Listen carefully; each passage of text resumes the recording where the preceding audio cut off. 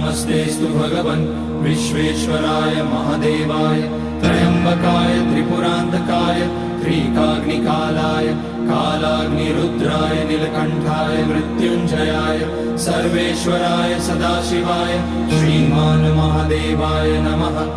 ॐ नमः शम्भवाय च मयोभवाय च नमः शङ्कराय च मयस्कराय च नमः शिवाय च शिवतराय च। ॐ त्र्यम्बकं यजामहे सुगन्धिं पुष्टिवर्धनम् उर्वारुकमिव बन्धनान् मृत्योर्मुक्ष्यमामृतात्। नागेन्द्रहाराय त्रिलोचनाय भस्माकराय महेश्वराय नित्याय शुद्धाय दिगम्बराय तस्मै नकाराय नमः शिवाय। मन्दाकिनी सलिलचन्दन चर्चिताय नन्दीश्वर प्रमथनाथ महेश्वराय